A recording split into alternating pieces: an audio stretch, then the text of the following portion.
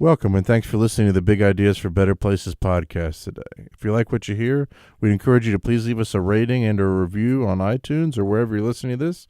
This really helps other folks find out about the podcast, our great guests, and the wisdom that they have to share. So without further ado, on to today's episode. Please listen carefully.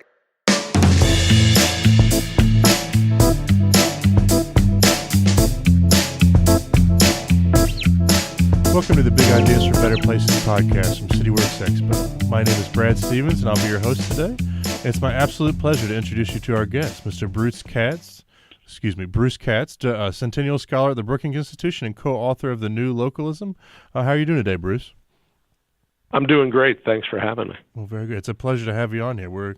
It's been an exciting time reading through your book, which I think echoes some stuff I've been thinking for a while, and I'm excited to dig into some of this with you today. Well, it was fun to write, actually, which you can't say about all books. Well, I imagine you get to, you're writing about these cool places, Copenhagen and Pittsburgh and such, that I hope you got a chance to go and spend some time and visit these places over the course of that writing experience. No, I feel the way some people immerse themselves in new languages, I immerse myself in cities. So it's been a blast, actually. Well, very cool. I wonder, you've been engaged with this work of cities and places for a little while now. And I wonder if you could kind of share some of your backstory and kind of how you define your place in that broader ecosystem of how we create great cities in this point. Yeah, so I actually started as a policy person. I was counsel and then staff director of the Senate Subcommittee on Housing and Urban Affairs. We did housing and homeless and transit bills, late 80s, early 90s. Then I was chief of staff at HUD under Henry Cisneros. And then I came over to Brookings to found what was a Center on Urban and Metropolitan Policy, and then ultimately the Metropolitan Policy Program. So where my career has taken me has been from sort of a federal policy geek, to someone who really believes that problem solving happens from the bottom up. And I'm probably more focused now on practice and the new instruments and institutions that can unlock capital for cities than any legislative reform or regulatory reform. So I've gone from the federal to the local and become, a true believer in the new localism. Well, as I was reading through here, I have to confess that it struck this chord that I was in graduate school not so long ago and had a professor who gave us a presentation where he had this throwaway line in there that in 2050, the only effective forms of government will be the city-state and corporations. And as all of us were left flabbergasted by that, and now here we are a couple of years later, and it almost seems like inevitability in some ways that seems to be where we're headed. Yeah, I think what has happened over the past several decades is, globalization has diminished the power of the nation state. It's elevated the power of the city state because cities are really, markets and economies and have enormous civic power. And it's tied the local to the global in very, intimate and special ways. I mean, cities really relate to global corporations and global financial institutions and the global movement of goods and services, ideas and innovation in ways that the nation state doesn't. So I think we're in the midst of a massive structural shift. This is not a cyclical issue, even though the book's subtitle is How Cities Can Thrive in the Age of Populism. This is not just about Trump. This is not just about, a cyclical, someone won an election or someone lost. These are structural shifts in the world today, which are elevating the role of cities. It's interesting because in some ways that seems to be related to the fact that cities, have seen this explosion in popularity amongst young people and amongst really anybody. Is that something that you see driving this new localism, or are they kind of tangential but coming up at the same time, or how do those kind of interact at this point? Well, I think part of this is driven by demographic preferences. And people really of multiple ages wanting places where they can live, work, and play. And that's, in some respects, a definition of a city. But I think this is also driven by economic restructuring and technological advancement where innovation happens because of networks and relationships between, universities and mature companies and startup and scale-ups and incubators and investors. And once you move from, the lone genius in the garage inventing something to sort of a network innovation system, what you want is proximity, density, authenticity. You want cities. So I think it's partly about demographics, and I think it's a lot about how the market innovates that is driving this, resurgence of cities. That's really fascinating. It makes me think of this.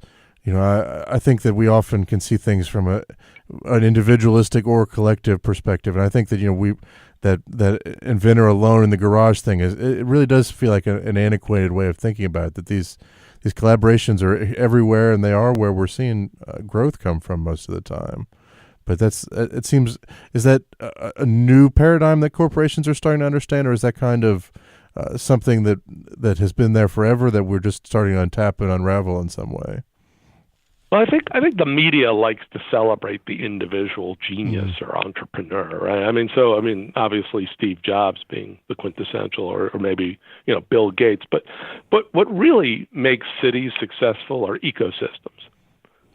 Cities are not governments like the federal government or state government. They're networks of institutions, whether public, private, civic, university, et cetera, and they succeed when these networks come together, collaborate to compete, co-govern, co-produce, and so to some extent, this has been the way the United States has operated for some time, and that's why we're so powerful economically. But for whatever reason, the media finds it more difficult to talk about ecosystems than about individuals. Well, very interesting. I wonder if we should probably take a little bit of a step back here. I wonder if you could describe in kind of in your mind what this new localism is in some ways. Well, I think new localism is really the 21st century way of solving big societal challenges. So, you can talk about climate, we can talk about social mobility, we can talk about demographic transformation, the aging of our population, we can talk about the need for investment in the future, whether it's innovation or infrastructure or inclusion. And the way we're going to solve major challenges in this century, I think, is from the bottom up rather than the top down. Through networks rather than through government alone, and across global circuits of trade and innovation, ideas and capital. I think this is a radically different way of solving problems than we had in the 20th century, where you'd have like a specialized national agency, writing a rule, and that was seen as the way that progress was made. And we're in a bottom-up world now, and what that requires is just a radically different understanding of of how institutions function, and what kind of finance and capital and governance we need. But we've moved from one century to another, and from one kind of problem solving to another, and I think that's what new localism is trying to capture. That's fascinating. I love this breakdown that you have of this. Making it about problem solving. And I do, as someone who lives down here in Virginia, that you probably remember from your time down here, this is a Dillon's rule state, which I think is one of those things where it makes it hard for cities to take advantage of this new role. Whereas, in a free rule state, we see that they're much more likely to be able to expand and grow to meet need. How do we kind of convince the federal or state governments to relinquish some of that control and allow cities to flourish in the way that they need to? Well, what the book tries to sort through are different kinds of power. And so I think what you're describing is sort of governmental power, where, cities are creatures of state law, and in Dillon rule states, that means it's fairly circumscribed and limited. What we're trying to sort through in this book is also market and civic power. That operates in tandem with government, but also separate from government. And I see so much of what's happening in the United States right now is the unlocking of market and civic power. Corporations, philanthropies, nonprofits, taking responsibility for things that in the past we might have thought was really a public responsibility. And they're either doing it exclusively or they're doing it in partnership with the government. And so I think we're going to have to do more of that in the U.S. because, frankly, the kind of challenges we have, social, economic, environmental, require interdisciplinary and cross-sectoral approaches. So it was never smart to think the government could do it alone anyway, whether government's powerful or not powerful at the local level.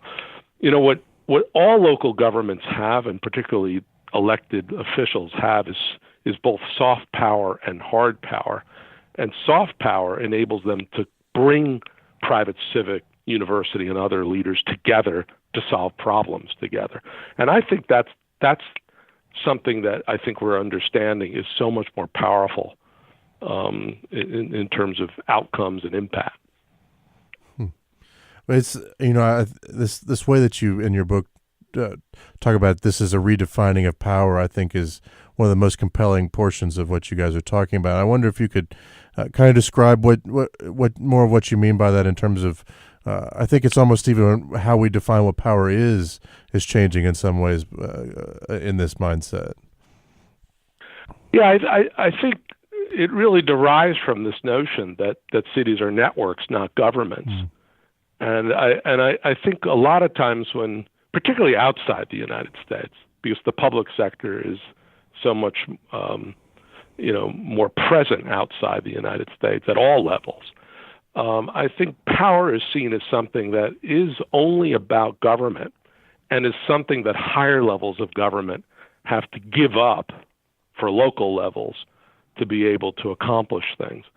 And, so that's the devolution debate that's going on right now in countries like Britain, which are highly centralized, or in the United States, where we see states preempting the ability of cities to crack at hard challenges.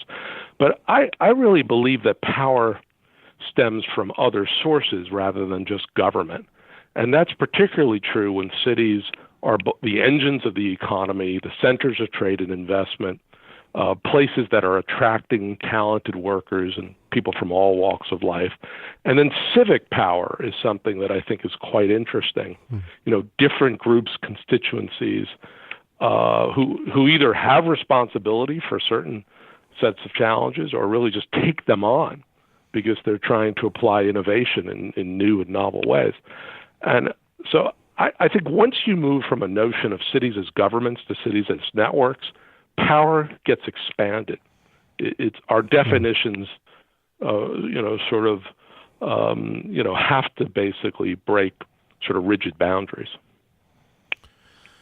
This really brings me back in some ways to this idea of empowerment that it was kind of been in vogue in this world of community building stuff, that particularly with less and disadvantaged communities that we're really trying to empower them. In some ways, it makes it even more interesting when you start shifting that dynamic of how we define power, that empowerment conversation can be much more dynamic than it has been in the past. Yeah, I think what's interesting about expanding the notion of power is it works both for individuals and sets of organizations that now come into sharp relief as potential vehicles for new solutions. What it also does is it forces us to think about cities as centers of wealth. I mean, most times when we think about cities, because we think about city government, all we talk about is what they owe, pension liabilities or so forth. I'm more interested in what cities own, both governments and private sector, corporations, institutions, and individuals, because I think there's a lot of unlocked wealth in American cities. If you ask a city government or the, sort of hodgepodge of public authorities that, the convention authority, the stadium authority, the ports, the airports, the parking, I mean, they just go on and on. If you ask the city, what do you own? Most cities have no clue, actually. But they actually do own assets, land, buildings, right-of-ways that have enormous value. And I'm not saying that they should privatize that. I'm saying that they should think about ways like in Copenhagen, where you can unlock the value of public assets for really large-scale regeneration and infrastructure. So when you rethink power, you rethink capital. And I think that's what has to happen, particularly now when we're having this conversation probably a couple of weeks before the Congress enacts an enormously stupid tax bill. That will just basically shift wealth in the country and undermine the tools that cities have right now to invest in affordable housing or historic preservation. We're going to have to rethink capital and how to unlock it, unveil it, and deploy it. It is, the person that kind of started CityWorks Expo has done most of their work through historic tax credit revitalization stuff, and so there's this huge question now of what's going to happen with that. And it is, in some ways, it's going to force a huge shift in terms of how we do these things.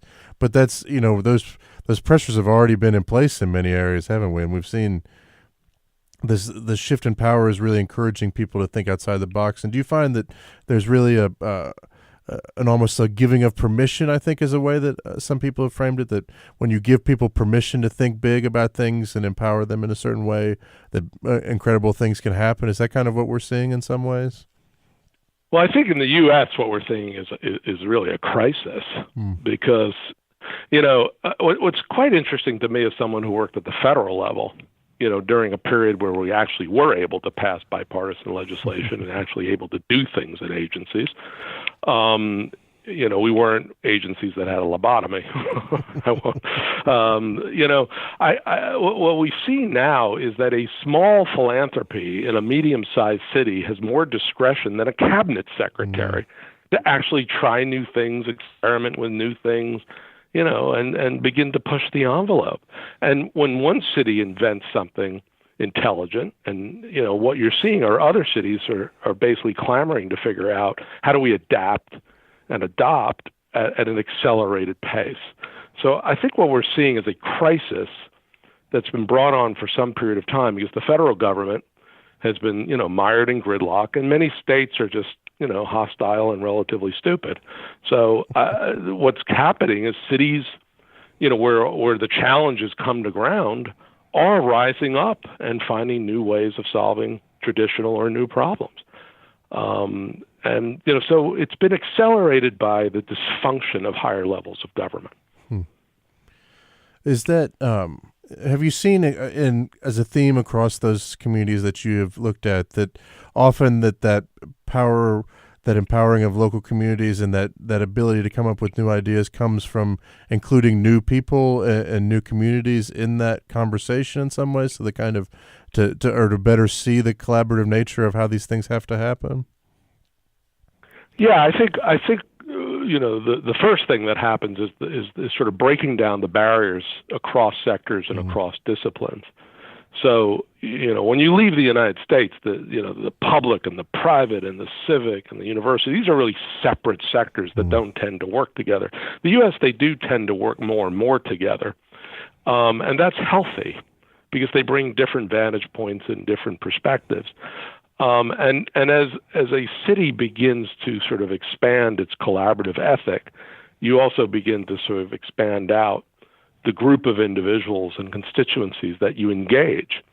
I was just in Helsinki like a week or two ago, and what they do is they really put the citizen at the center of city building, and particularly with regard to the deployment of new technologies, because at the end of the day, if this stuff's going to work, citizens and consumers have to embrace it. So so empowerment and collaborative governance is not just about the Chamber of Commerce or the mayor or the major philanthropy. It can really involve cohorts of citizens who are really brought into decision making. Well, I'm intrigued that I think early on in your book you mentioned that this is the hipness of cities is probably not going to last forever. But the fact that this new localism is changing the power structure in really interesting and potentially very powerful ways, that there's a need to grasp onto that even beyond the faddishness of cities. And so I wonder how we kind of structurally make these things permanent in a way that even when city living is not as hip as it is now, that these things are still happening. Well, I think that's a great point. I mean, in my view, power really does belong to the problem solvers. I mean, people across the country, whether the issue is around, opioids or it's around school performance. I mean, name your favorite issue. I think what the body politic wants are solutions. They want to see momentum. They want to see progress. They want to see affirmative energy. Populism, whether it's here or abroad, is primarily about exploiting grievances. It's not really about solving problems. It's just about making people angry. So I think what we really need to do is create a nation of problem solvers from the bottom up and make that an infectious energy and have it permeate all sectors and strands of our society. That's the only way we're going to get past this period of negativism and know-nothingism and fake news. So I think, it doesn't have to be in a city. I mean, there's many rural counties, there's many urban counties, that have the same sense of purpose, because at the end of the day, people want to make their place better, and they're willing to put shoulder to the wheel. I think that's the great genius of American federalism, is really this, not just thinking about government, but about distributed power across a whole society, voluntarism, engagement, empowerment. I mean, that's the genius of our system. We just need to harness the energy now because, we're being, to some extent, the safety net's being undercut, and therefore capital is going to have to be raised in multiple forms at the local level to deal with some really pressing issues. We'd like to take a moment now to say thank you to our sponsors today. The Urban Affairs and Planning program at Virginia Tech School of Public and International Affairs offers an interdisciplinary approach to understanding planning and policy for megaregions, cities, suburbs, and rural regions in the U.S. and abroad. UAP faculty have expertise in urban planning, architecture, urban design, economics, geography, political science, law, technology, and engineering, and provide students with a multifaceted understanding of how communities grow and change. Students apply their knowledge and professional skills by participating in real-world problem-solving with community clients through project-based studios and applied research. UAP emphasizes technical analysis and policy evaluation in approaching the complexities of modern communities. So big thanks today to the Urban Affairs and Planning program down at Virginia Tech for being our sponsor. If you'd like to hear more, check them out online. But without further ado, we'll get back to today's guest. Thank you. Well, I'll share this story that I think listeners here will have heard before from me, but I'm always depressed when I go to the mall here in Roanoke because A, it's a mall and it's depressing anyway, but B, because there's all these people there that I don't know, and I've been engaged in the innovation and community development world here in Roanoke for a little while, and it's kind of strange to be in a place where I don't know anyone. And so my question when I always leave is, how do we get those folks that are not traditionally the problem solvers to be thinking actively about how they can do things and not just allow others to take up the slack? How do we broaden that scope of what who is invited to the table or who feels welcome in being a problem solver? Well, I think you got to meet people where they are, and I think the brilliance of participatory democracy versus representative democracy. Participatory democracy enables people to design a local park, or to think about other amenities that they might be able to expand in their community. And so representative democracy means you just give your proxy to an elected official. And so I think meeting people where they are, irrespective of where they live in a city or suburb or in a rural area, enables you to sort of crack at challenges that really matter to local people or opportunities that can be leveraged. So, we don't, sometimes we get a little too fascinated with the big global challenges like climate and so forth, when a lot of positive energy can actually be, applied at the hyper-local level. And that begins to sort of rebuild trust in institutions and, a sense of belonging to society that is so critical, I think, for countries like ours to, persist and evolve over time. Hmm.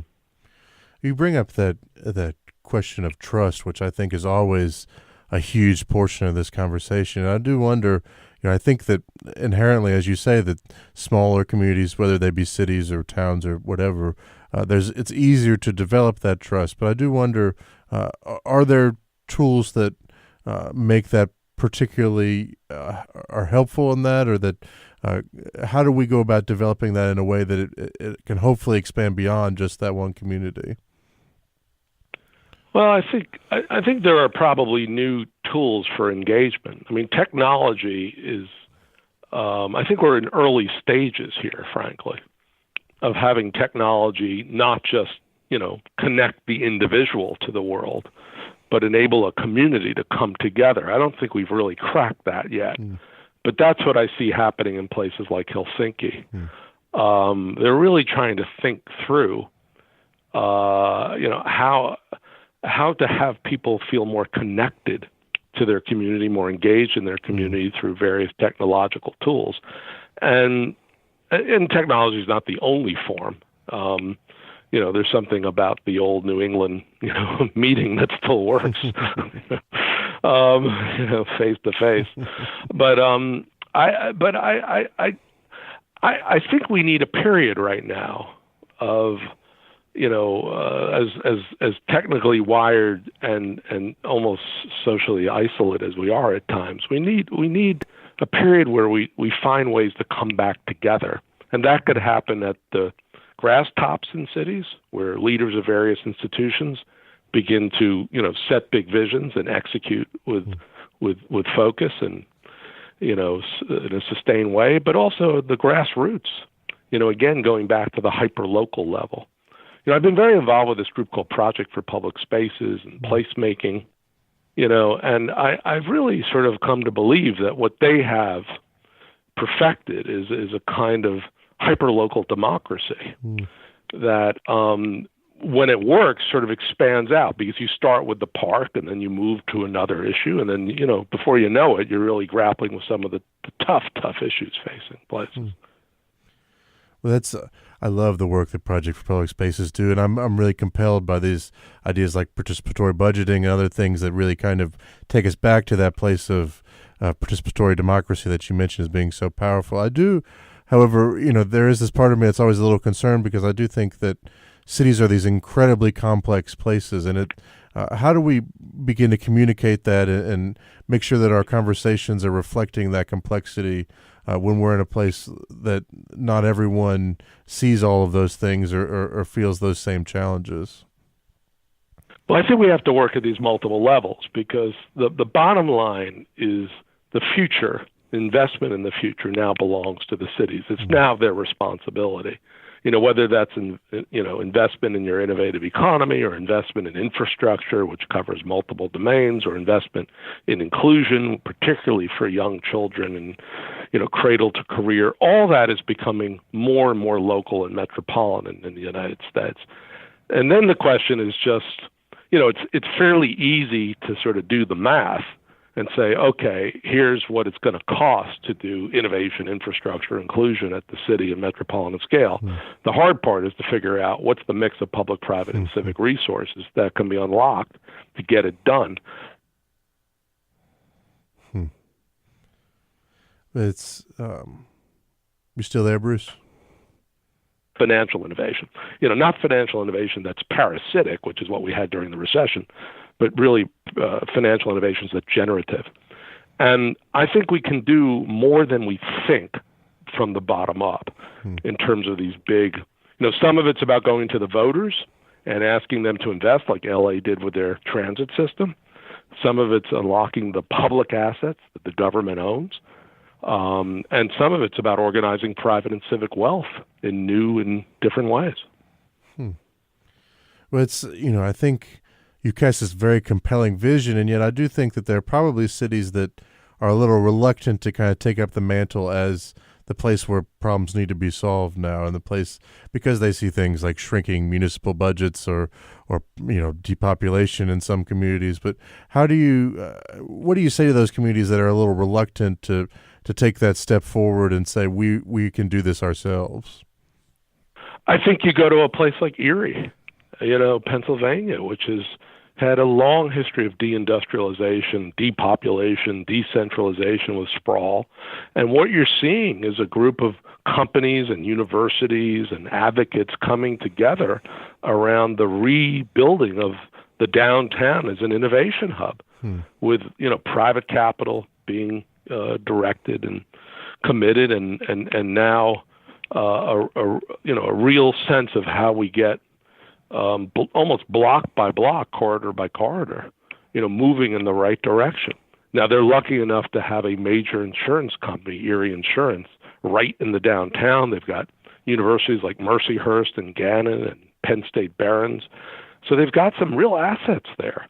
And I think, what's happened in a place like Erie is they fell so far that, what were assets that were hidden in plain sight, these universities and companies, and this incredible historic architecture in the core, and then of course the lake, began to sort of loom larger. And instead of being negative about what they lost, they became positive about what they could gain.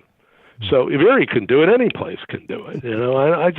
But it really requires a different sensibility, a different vision for what a place can be, and a different, sort of mechanism for how to go about making stuff happen. Well, do you find that when you see these places that have kind of turned that corner, I hear in that story of Erie, that some of these companies took some steps and the city took some steps. Do you find that there have to be some visionary leaders that are willing to take those first few steps and take that little bit of risk that's involved with doing so? Yeah, in the end, all this comes down to a relatively small number of people who, for whatever reason, at the trajectory of their own personal stories and journeys, decide, I'm going to do something big here. I'm going to take risk. I'm going to take personal risk, professional risk, company risk, financial risk. And, I'm a believer. I believe it. I believe we can do this. But, conventional, banks aren't lending and other institutions aren't investing. So this is about risk. But and it is about individuals and institutions beginning to step up, because what's happened in the United States, and frankly what's happening outside the U.S., particularly in Europe, is an enormous vacuum has been left as higher levels of government have drifted into partisan gridlock and ideological polarization and have been captured in many places by demagogues. And so there's a vacuum here that has to be filled. Well, who's going to fill it? The locals going to fill it, because they're the most pragmatic, they're the closest to the problems. And they can understand not just risk, but return. They can understand with a better sense than, someone sitting in a cubicle on Wall Street, what's the possibility of investment in a particular place. That's so compelling to think about those, the need, it's almost in some ways, yes, it's risky to do this, but it's almost riskier to do nothing in some ways and hope that someone else is going to take it on. So it's almost like you have to challenge your institutions to say, hey, this has to happen. Otherwise, we're not going to go anywhere. Well, you also, we have some incredible stories in the U.S. Look at Detroit. Dan Gilbert buys up more than 100 buildings. The owner of Quicken Loans decides to move his company back into the downtown and becomes a true urban evangelical. Buying up properties at, $20 a square foot, putting in the technology that's necessary to have them serve the modern economy, and now being able to reap large profits. So once people see Detroit coming back and see Erie coming back, it just sends a signal. There's so much value to be unlocked in this country. It just doesn't sit on the coast, or around, MIT or Stanford. It's there to be had. And so I really believe that, this affirmative energy is going to take hold in the United States, because the vacuum is so large now that there's no one can possibly say we're waiting for something intelligent to happen in Washington. Well, that ain't happening. Or name your favorite state capital, right? It's, we've met the future. It is us. And I mean, we really are in a period now where I think it's going to be looked back 20 or 30 years from now. This was a period of incredible innovation at the local level that then scaled through replication and adaptation and all the rest.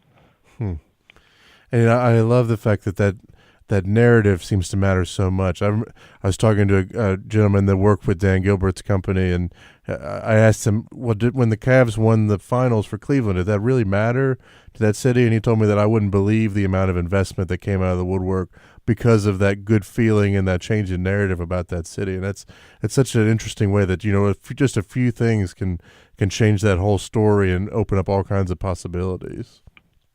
And the other thing you mentioned, the demographic shifts. I mean, I find among a lot of young entrepreneurs and, younger sort of heads of companies and other institutions that they're not just trying to build a company, they're trying to rebuild the city. And there's something about that notion of the double or the triple bottom line, which is motivating an entire generation. And I think we can't really diminish that, because there's tremendous innovation that comes once you begin to expand your sites beyond quarterly earnings.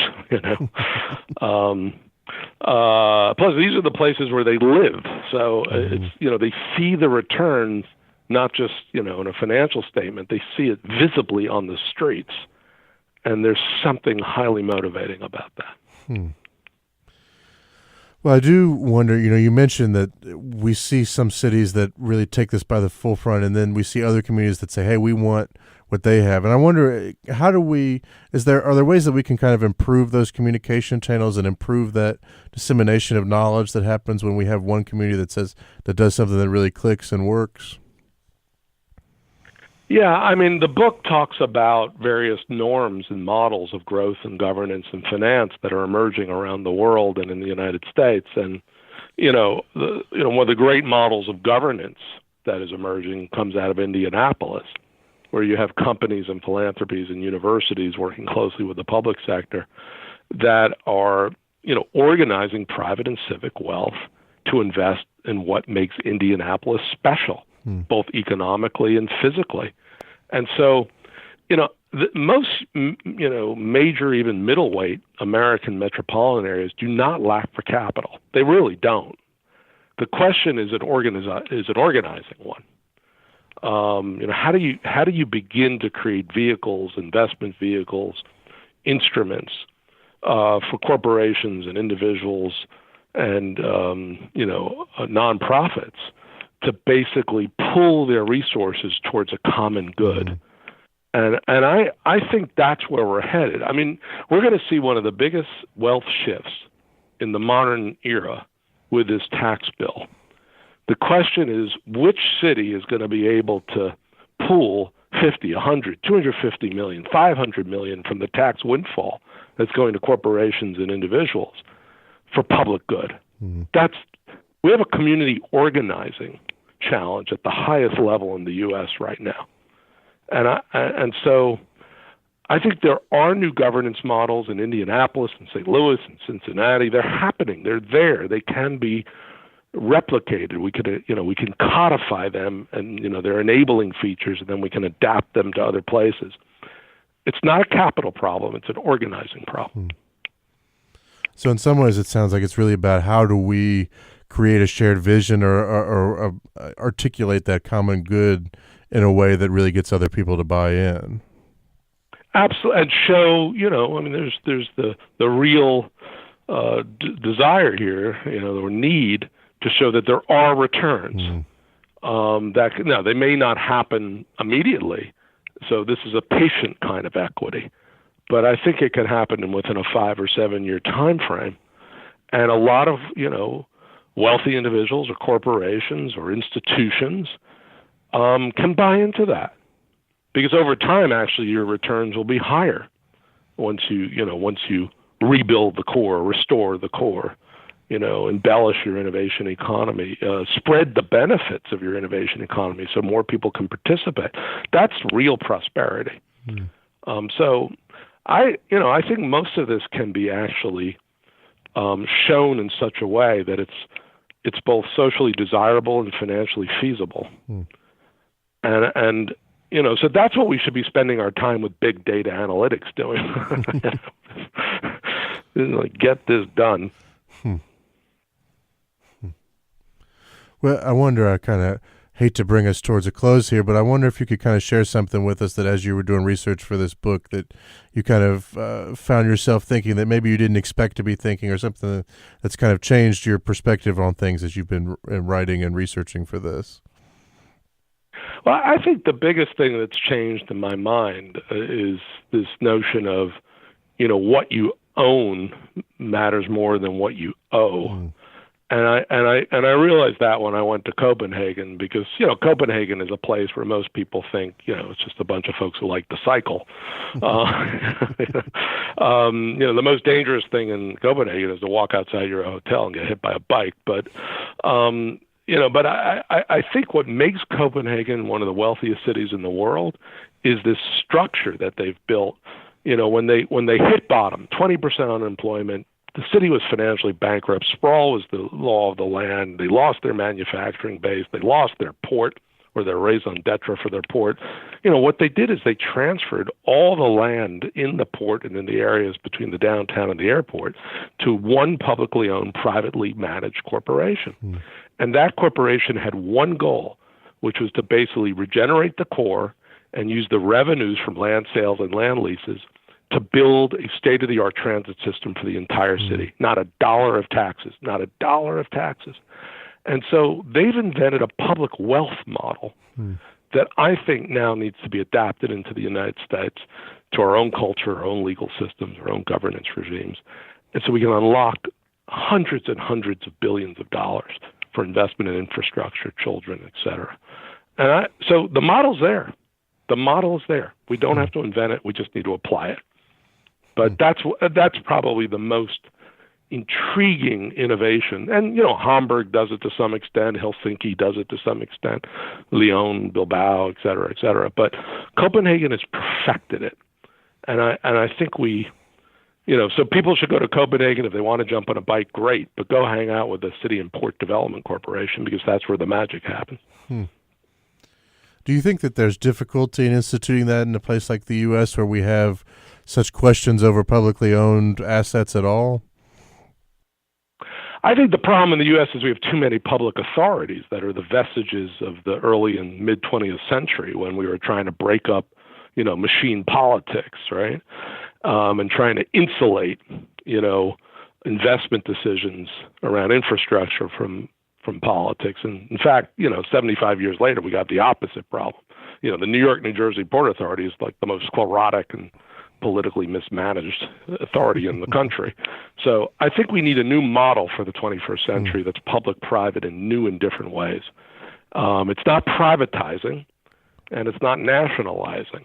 It's some hybrid that, if we're smart and strategic, can work to unlock value and invest in what we need. So, again, there's enormous wealth here that has to be now applied to invest in the future, because the federal government gone, states gone, we're the last level standing. Well, I wonder if you could close us out with what happens when a city or a community really understands that they need to be the problem solvers and takes control and starts thriving because of it. Yeah, I think when cities decide to basically unleash, their inner problem solver, so to speak, what they find are ways to be first movers. They find challenges where they bring, either because of their culture or their location, they bring a special sort of approach or perspective to it that within a relatively short period of time can put them in the lead on that particular issue. I mean, begin to really bring some sort of brand recognition. I mean, I do a lot of work with St. Louis right now. St. Louis had a hard time in the last century, particularly since the end of the Second World War. But there's some really interesting work going around the Arch to Park, from the Mississippi River out to Forest Park, around how do you restore the core with greenways and new infrastructure, really 21st century stuff. I think you're going to hear a lot from St. Louis, and what they do is then going to inspire 15 other places in the country to sort of not replicate it, but adapt it to their own physical location and economic challenge. So, once you recognize that there is power to be harnessed and deployed, and there are issues that are very, sort of central and and critical to your particular place, there really is no end in sight. And I think that's the period we're going to live through. It's going to be a paradoxical period of a federal government that talks the country down, and a bottom up, set of localities and cities that build the country up. Well, Bruce, I really appreciate you taking the time and sharing this really compelling vision.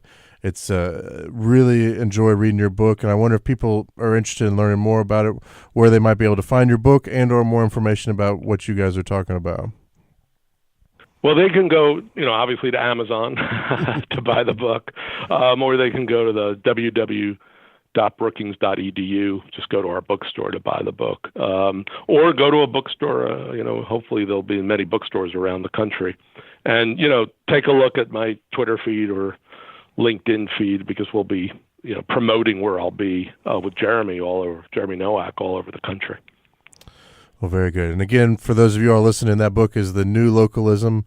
It's a great read. If you guys are interested in learning more about CityWorks Expo, you can find us at cityworksxpo.com. But thank you again so much for taking the time today, Bruce. Hey, thanks for having me. Really enjoyed it.